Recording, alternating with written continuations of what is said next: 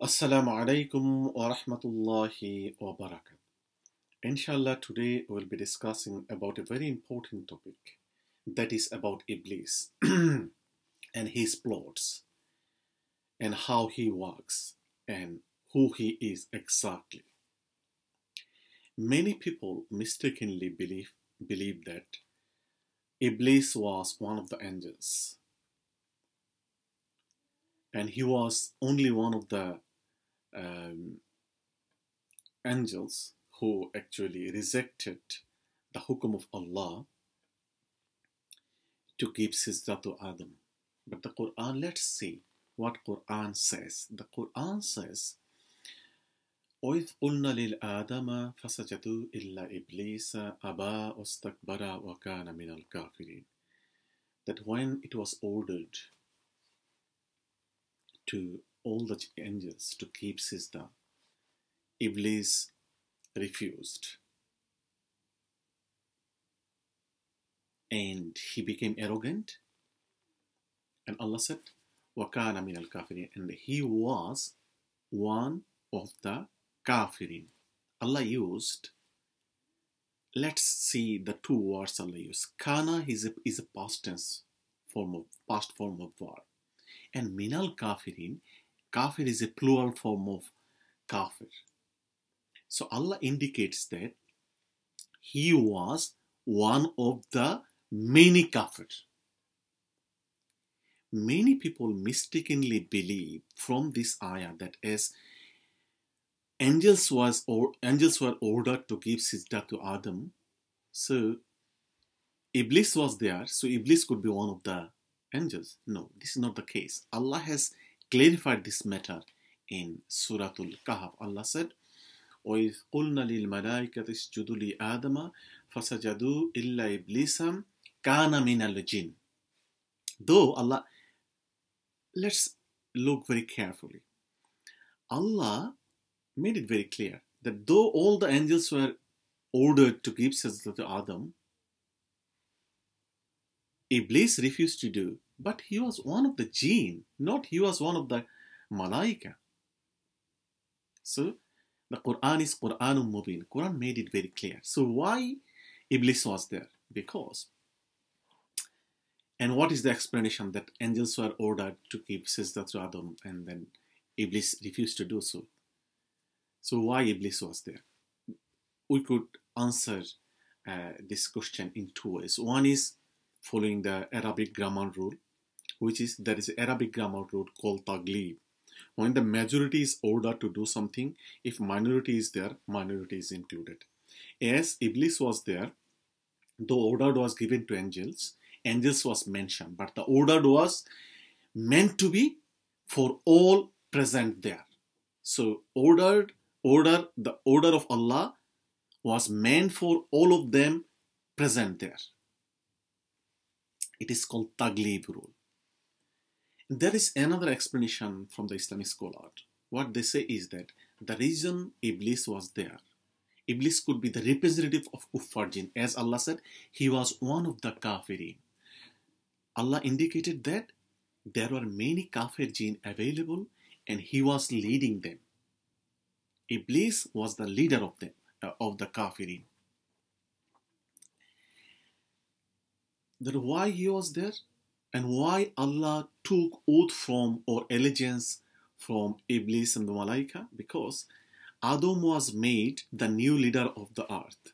So Allah wanted to take formal allegiance from all Malaika and the jinns so that they support Adam, to cooperate Adam, so that Adam can carrying out his responsibility of Khilafah in this earth. So what we understand from the ayat we just discussed is that Adam was the new leader of the earth, which Iblis refused to accept because Iblis believed that فَفَسَقَ عَنْ أَمْرِ رَبِّهِ. Why? Allah has answered in the previous ayah that kana min al jinn, and Allah has explained that reason in another place Iblis said, "Khalaqtani minan nar or khalaqtahu minatin," that you created me from nar, which is better than mud from which you have created Adam. So that was the reason. Uh, may Allah give us tawfiq to understand Iblis properly so that we can fight against him. Let's now find out what Quran says and what Sunnah says, how he works against us. Allah said in the Quran, Surah An-Nas and the other place, that he gives waswasa to the chest of the Adam. Allazi yuwaswisu fi sudurin nas, he gives waswasa.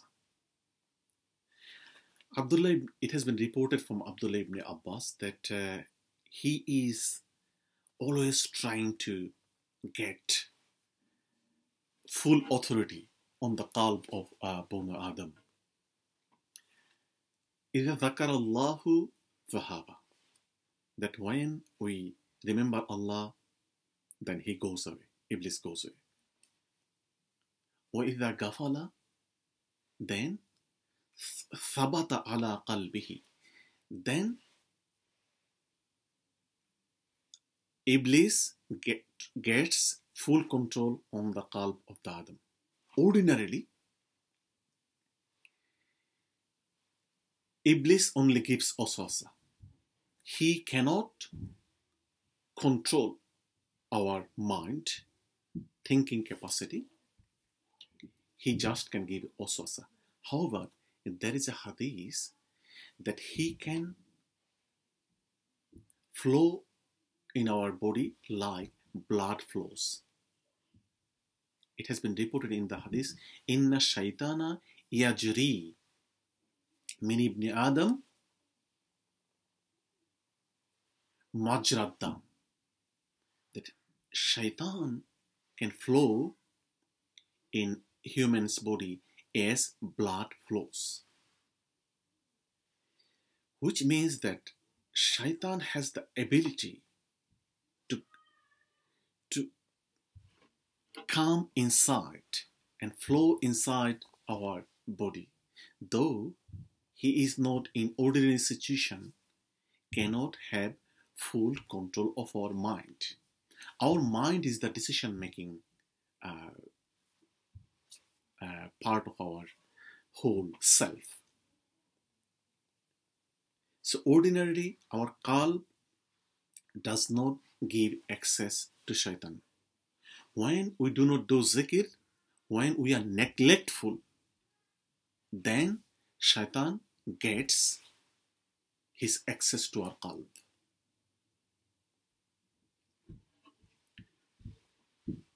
If we are not careful, if we are not mindful about the waswasa of Shaitan, if we do not remember Allah continuously, if we do not treat Iblis as our enemy, he will defeat us. He will win over us. He will enslave us. Allah said, La ta'budu shaitan. Don't be enslaved by Shaitan. We must resist, fight, and defeat Shaitan. We must resist his waswasa. Continuous waswasa. We must continuously engage with the remembrance of Allah subhanahu wa ta'ala. Allah said, Innahu yarakum. Indeed, he sees us. But we don't see him. We don't see him or his followers. So, we must be very careful. Our enemy can see us, but we cannot see our enemy. But what we see, we can feel his waswasa. If we are mindful, if we are careful, we can judge. Allah has given the mind. Allah has given us the aql. If our mind is alive, if we rely on Allah subhanahu wa ta'ala, if our mind is alive because of the remembrance of Allah, we can assess